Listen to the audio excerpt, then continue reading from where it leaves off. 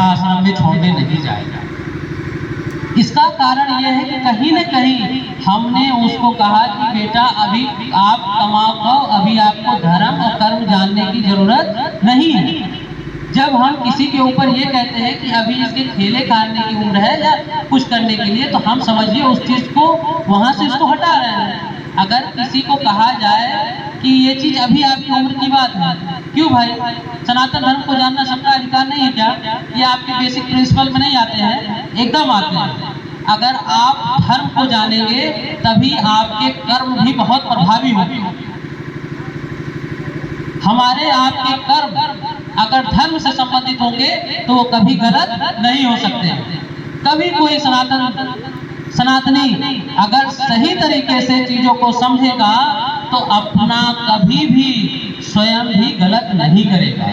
मुझे अपना क्यों कहने पड़ रहा है? क्योंकि अक्सर लोग कहते हैं मेरी कमाई है, मैं खाऊंगा, मैं कुछ भी करूं, आपको क्या फर्क पड़ता है?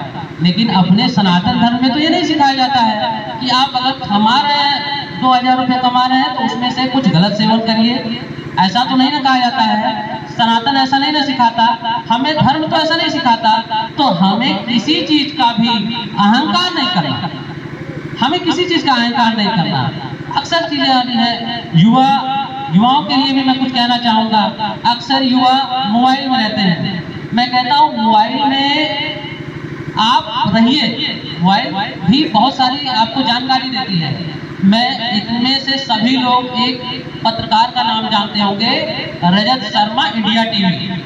तो मैं आपको एक छोटा सा कहानी बताता हूँ। रजत शर्मा ने खुद बताया था, अब वो बहुत वरिष्ठ पत्रकार है।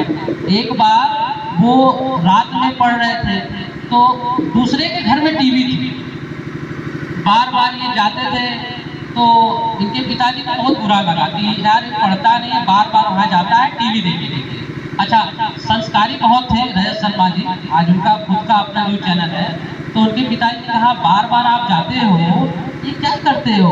अरे कुछ ऐसा काम करो कि तुम टीवी पे आओ और सभी लोग देखें। उस दिन से रजत शर्मा जी ने ठान लिया कि मैं कुछ ऐसा करूंगा, मैं टीवी पे आऊंगा, लोग मुझे देखेंगे। तो ये भाव होना चाहिए। अगर आप मोबाइल चलाते हैं, अगर आप मोबाइल, ठीक है मोबाइल में बहुत सारी चीजें होती हैं, पढ़ाई से भी संबंधित आती है, लेकिन उसका उपयोग करिए, सदुपयोग करिए, दुरुपयोग मत करिए।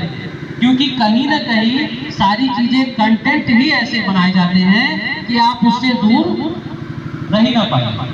लेकिन अपने आप को चीजों को कंट्रोल करना है ना, हमें कैसे अपने चीजों को देखना है, हमारी जरूरत की क्या चीजें हैं।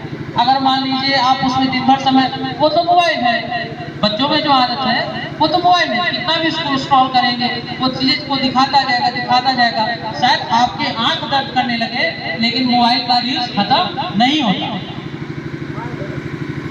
तो हम कहाँ जा रहे हैं? उसी में सारी चीजें अच्छी भी आती हैं। अभी उसमें कई सारी चीजें होती हैं, बच्चे देख करके कंपटीशन बीट कर लेते हैं, और भी सारी चीजें होती हैं। तो हम क्या करें, उस चीजों से सीखने का प्रयास करें। आप अपने काम की चीजों को उसको देखिए तो बहुत ही अच्छा रहेगा, आपके लिए ठीक रहेगा।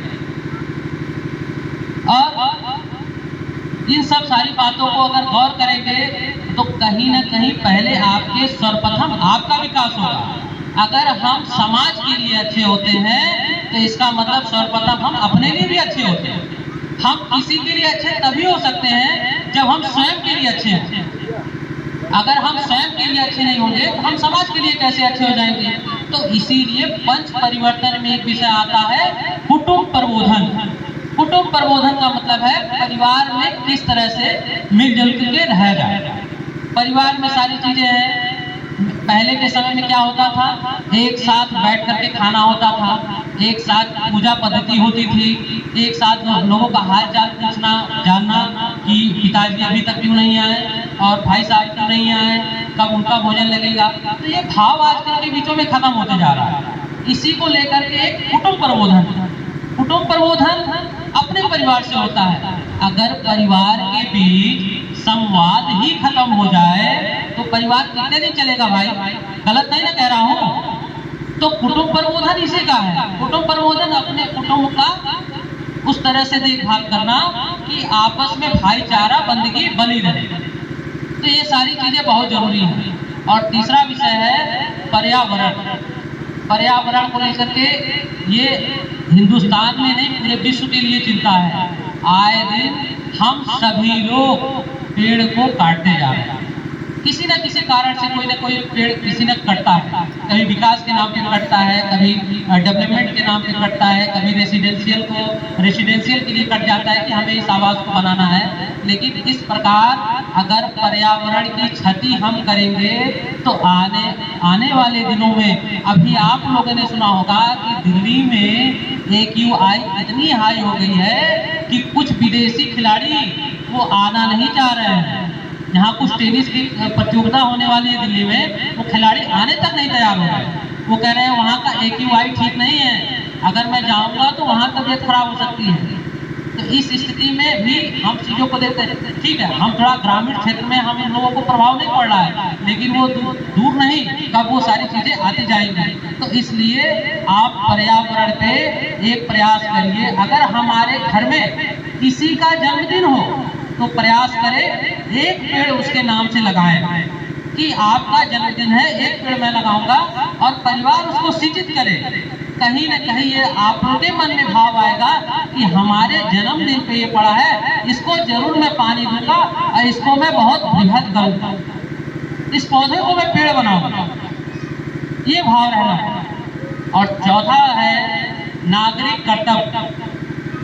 नागरिक कर्तव्य ये बहुत महत्वपूर्ण विषय है। संविधान के तौर पे देखिए, हिंदू सनातनी के तौर पे देखिए, नागरिक कर्तव्य का जो विषय आता है, एक नागरिक होने के नाते हमें बहुत सावधानियां बरतनी पड़ती हैं। इसलिए नहीं कि हम सरकार का कहना मान रहे हैं। अगर हेलमेट पहन के आप सड़क पे चल रहे हैं तो उसमें सरकार को कोई इंसेंटिव नहीं मिल रहा है, हम वो अपनी सुरक्षा के लिए कर रहे हैं। अगर हम अपनी सुरक्षा नहीं कर रहे हैं तो अपनी जान जोखिम में हम कौन डाल रहे हैं? हम स्वयं ही तो डाल रहे हैं ना। आज अक्सर देखिए इसी रोड पे कई लोग जाते हुए मिलेंगे, हेलमेट नहीं पहनेंगे, और बाद में जब कोई दुर्घटना हो जाती है तो उनको बहुत कष्टदायक होता है। तो ये भी एक विषय है नागरिक कर्तव्य।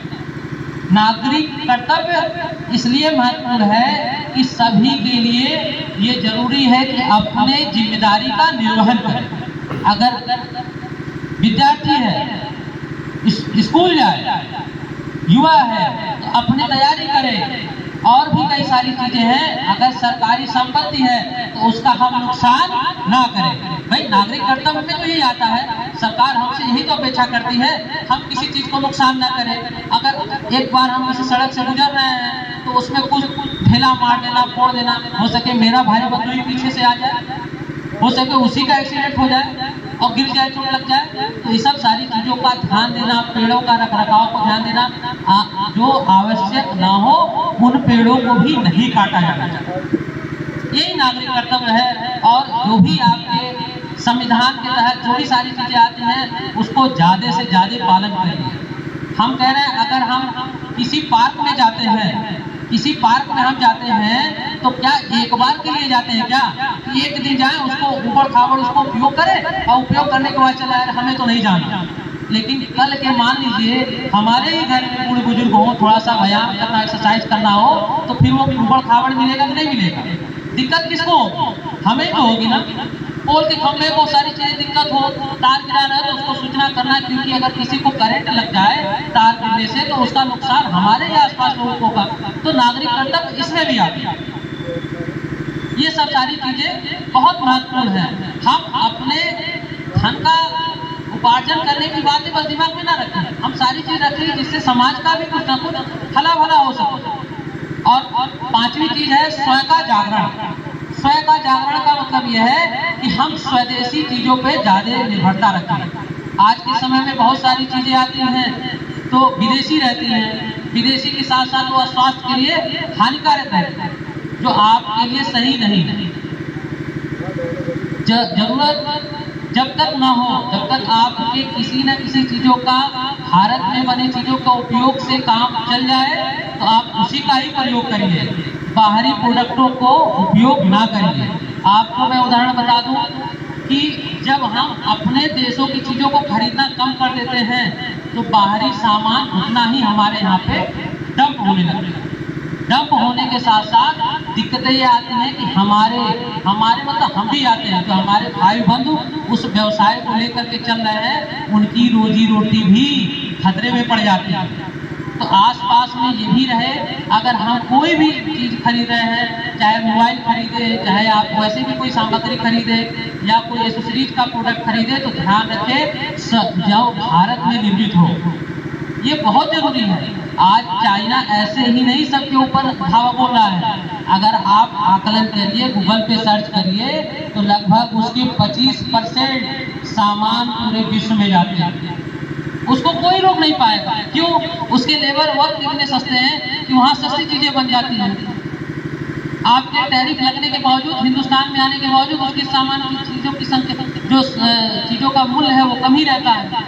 तो आप इससे आप समझ लीजिए कि वहाँ मैन्युफैक्चरिंग हब इसी में कि हम लोग खरीद रहे हैं, हम अपने आप को उस तरह से एक्टिवेट करें, हम अपनी चीज को रखें कि हम कुछ ना कुछ समाज में नया लेकर के आए। तो बस इतना ही नहीं है, स्वयं का जागरण करने का मतलब है स्वदेशी चीजों का हम उपयोग करें। स्वदेशी चीज आप देखेंगे कभी कभी मार्केट में ये अफवाह है कि सच मुझे नहीं मालूम, प्लास्टिक के चावल आ रहे हैं। भाई प्लास्टिक के चावल अगर आएंगे, अगर हम उसको प्रमोट करेंगे, पता नहीं कितने लोग खाएं कि नहीं खाएं, लेकिन सरकार ऐसा आकलन कर रही है कि चाइना से प्लास्टिक के चावल भी आ रहे हैं। तो कहीं ना कहीं वो हमारे पेट में जा करके हम ही को संक्रमित करेंगे, हम ही को बीमार करेंगे, तो ये हमारे लिए सही नहीं है।